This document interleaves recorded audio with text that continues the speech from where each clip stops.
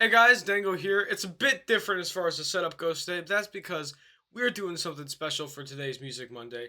We are going to be going over my mixing and recording setup. I haven't done one of these kinds of videos at all on the channel, I don't think, but we're going to just do it and see how it happens, see how it works. So we've got my display here. I'm doing everything through OBS, so I'm gonna try and be as um, smart as possible. Okay, so we've got something. This is the DAW I use, Reaper. It might look a bit different this because I have a skin on it. That's all. This is a new project I've made, and I want to just go through a couple different things: EQ and all the other plugins, and then amp sims, which is another thing that I use quite often. Um, so when I'm recording, if I'm not gonna mic up my amp, which I do, I don't do.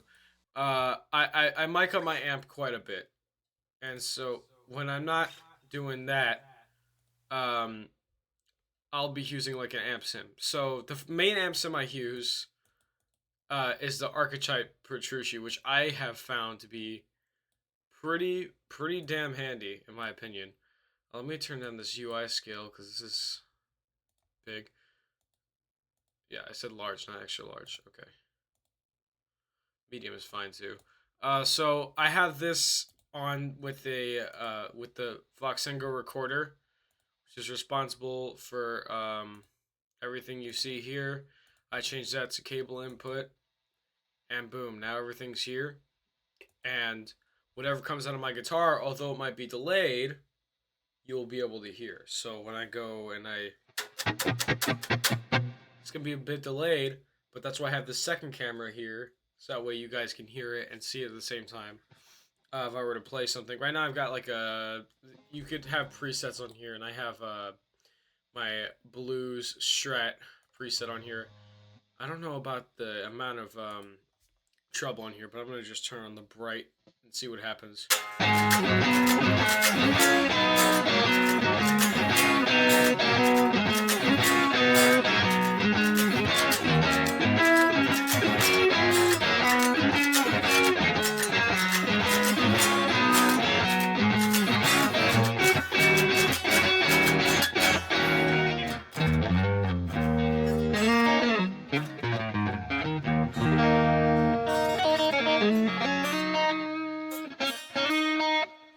See, without the bright tone, it's just playing around with it.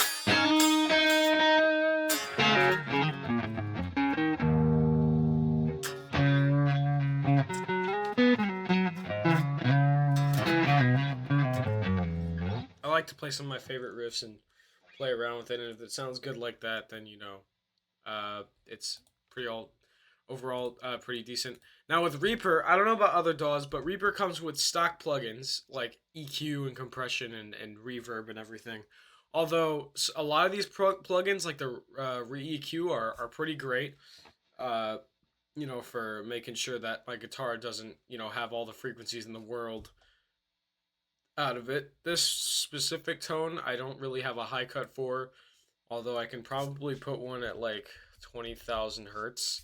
And for those of you who have no idea what I'm talking about, EQ is just a step that you put on, the last steps you put on making things sound good and polished and whatever.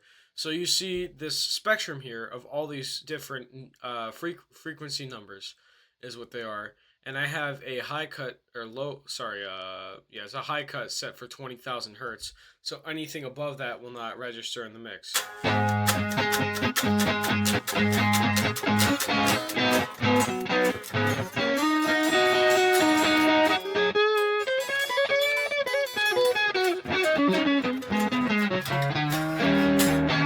So you can even see here, 20,000 is pretty high for that. So I usually set it at about 18,000 or 16,000.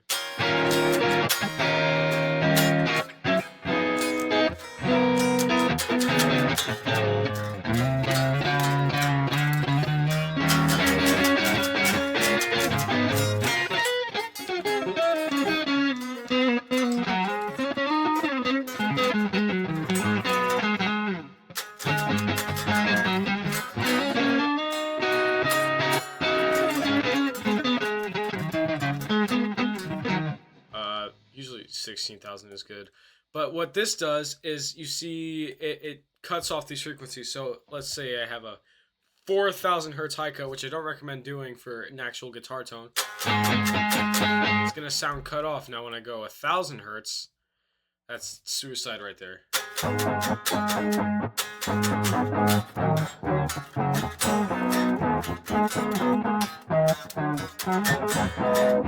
And I even find with this plugin, it's very easy to get some good stuff. Now I understand if it's coming in like the guitars is coming in like, you know, sort of delayed from the Yeti mic. I'm gonna try and mute myself and remember to do that whenever I'm playing. But for example, I find a lot of the metal tones on here also good with the Strat. I have my own sort of, where is it? Strat distortion. Gotta mute the mic.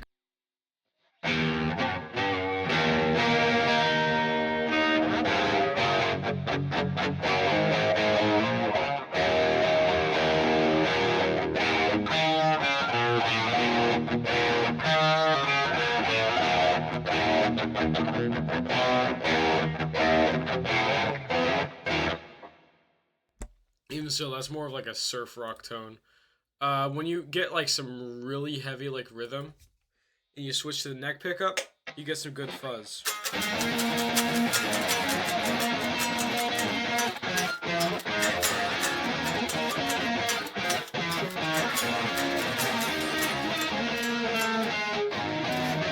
I find there's a bit too much treble in that. Turn that down.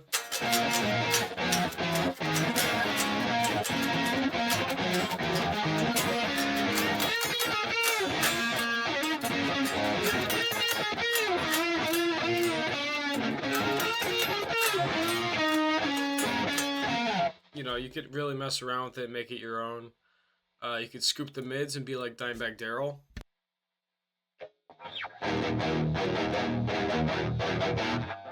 Doesn't sound very different with this plugin. But, you know, again, and it's also really good for some sort of clean tones, you know.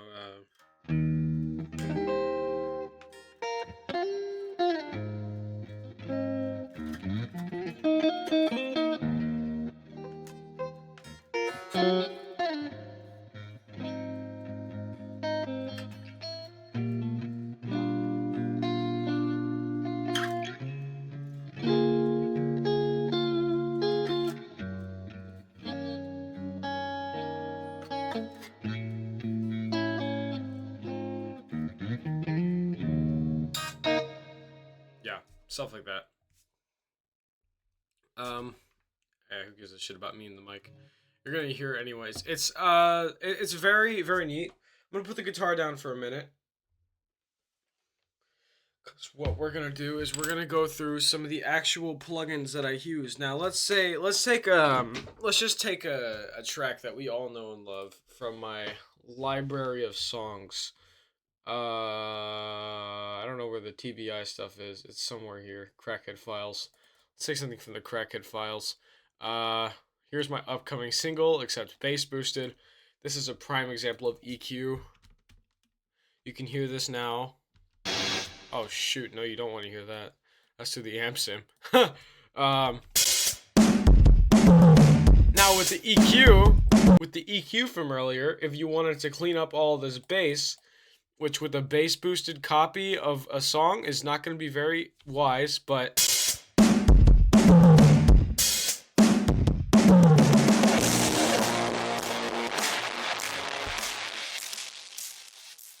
oh my god. See, now what you can do is you can high pass this and take all of the frequencies out of it.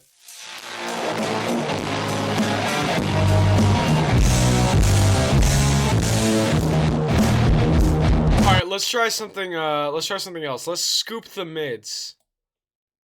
Dimebag Darrell right here, bro. Look at this beautiful dip. Oh my god, see, now, my plugin was just, Reaper was just trying to keep me safe by muting that because I just boosted the bass by 120 dB, It didn't want my ears to break, so we're gonna stop messing with bass boosted drama queen. Okay. By the way, new singles out on January 20th. Please check it out. It's gonna be awesome, and it's gonna be some brutal shit that I haven't uploaded yet, or that I haven't really even thought about making yet. Let's take a TBI song if I can even find the Okay, it's right here. Something I'm gonna do in like 10 years when TBI reaches its 10-year anniversary is a remix. So let's take, for example, Disregarding Faces. Auto muted. Yeah, look at that. It just auto muted it. So this is Disregarding Faces with the mid scooped. So we can, do that.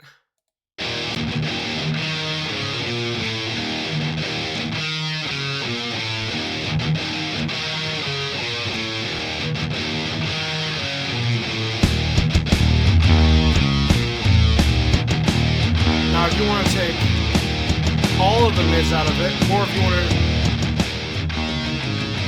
Faces will be good. Legal take it long. You do that kind of stuff. Find that's kind of fun. Turn the volume down. Obviously, this peaks at like -6.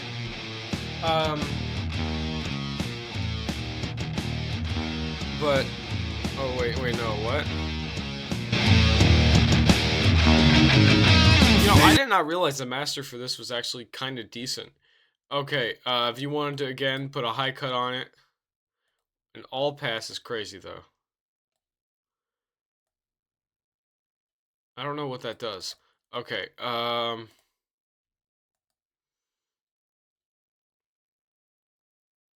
what's a notch? Oh, this is just a dip in the frequencies. Okay. Okay, this is cool. So, parallel bandpass. This is just taking certain frequencies.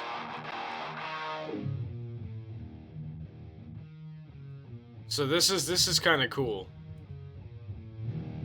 See, now I'm messing with stuff I haven't even like screwed around with on here. If you want to take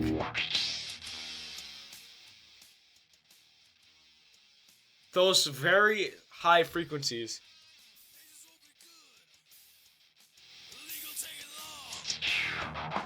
People sing no truth.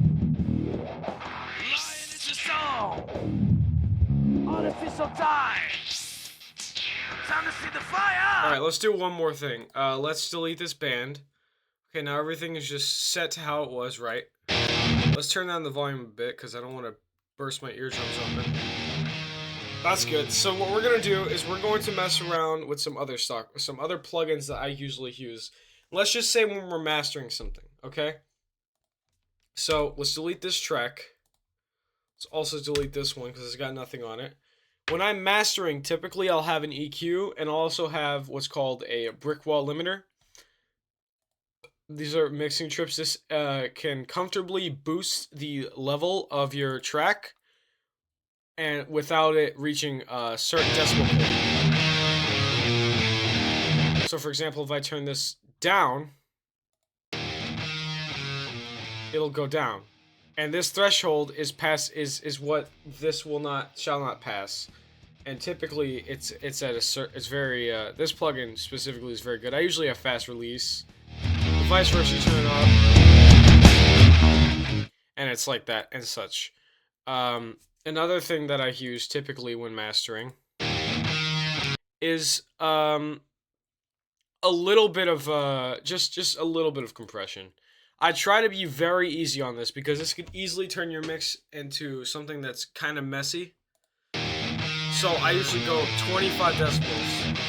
And this is not as strict as the brick wall limiter that I have. This is the Frontier D16. This is the TDR Kotelnikov. I don't even know how to say that. But they're both very good compressors and limiters. Usually when I have just individual tracks, what I'll do is I'll put reverb on it. Now, I've never heard Disregarding Faces, the whole track with reverb.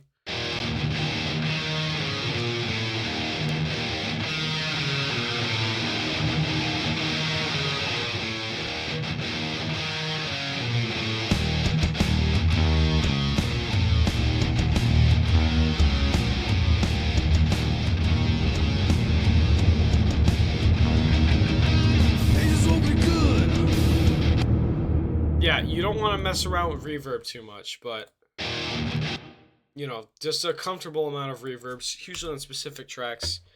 Um, and here's another thing, another just mixing tip. You don't really want to screw around too much with EQ as much as you want to do the gain. This knob or this little slider here can easily be the takeaway of your mix. So if you have, let's say, I'm just gonna boost a certain frequency, 80 hertz, and I boost that. Okay, I don't want to necessarily boost everything below that. Just 80 hertz. It's a very small amount, but it's boosted by 20 decibels, right? Okay, so let's completely ignore this EQ. Let's say in order to get rid of that, I take another EQ. And let's say I don't know exactly what frequency that is, so I just high cut it at like 200 hertz. Now this is something that people commonly do in mixing. And what it does is it takes the life out of your tone and out of your track. This will be good. Another reason why I go light on these compressors is because really what you just heard it going in and out for, that was a compressor. I usually go 21 or 22 decibels in this case. Just right, usually go right where the mix is peaking at. So you see how it was sort of wavering there. I put it right, just right past that. Just right past it, so it's like this. And so anything that's really going over that, you see, even still, This will be good. like 15 is fine. Legal take it long. And what I'll do sometimes is I'll put some makeup onto it so the compression isn't as heavy on the mix. But really, I only use compression when it's needed.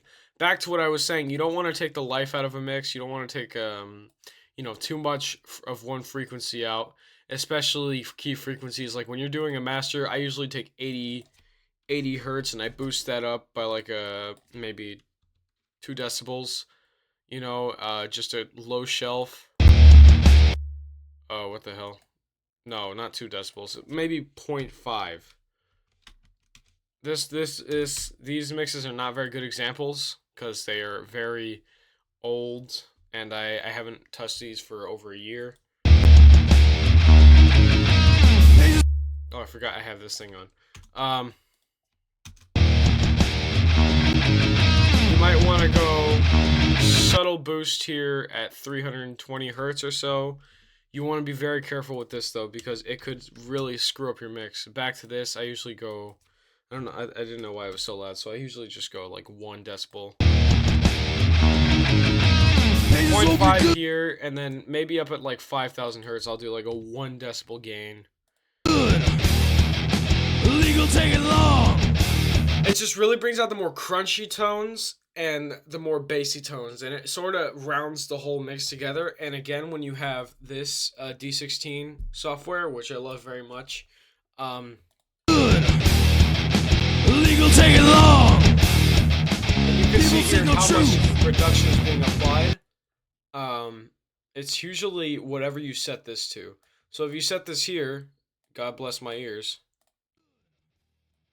there's not going to be any reduction. But as you roll this up, this is going to go up. And it's sort of like a normal, analog. Time to see the fire. Good. But it's very handy. One more thing I'll go over. Here's another thing I use every once in a while, and that's emulators, like instrument emulators. Now, when I don't have drums, I use something for that, and I have FX chains for different instruments. I have a keyboard over here that can emulate 136 different instruments, but I don't really like the sounds that come out of that most of the time, so I have Sims here that I can work with. For example, saxophone. This is a pretty good one, Saxophia. I'm not endorsed by any of these brands, but again, they have some pretty good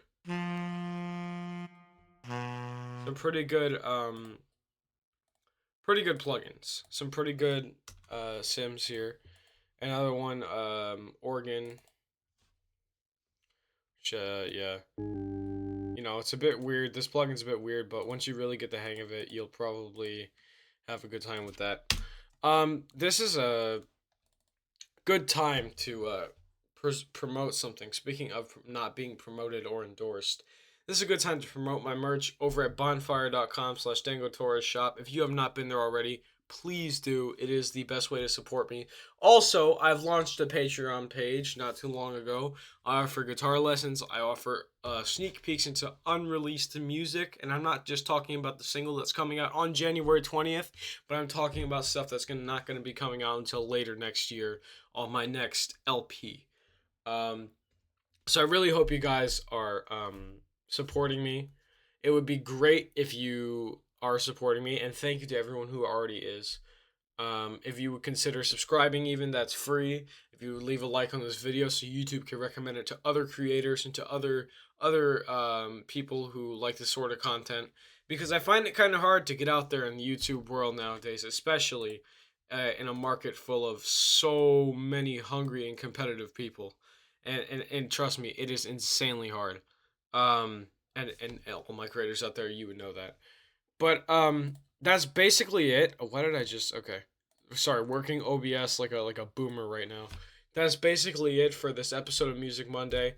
I know this feels kind of rushed, but I really was in a really short amount of time to record this, and you know this is my idea to go through all this stuff. Maybe we'll do a part 2 to it in sometime in the future, but I have no really any other ideas for Music Monday this month, so this is the October release.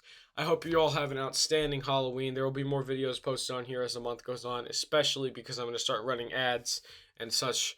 But take care, and yeah, Spooktober time, boys.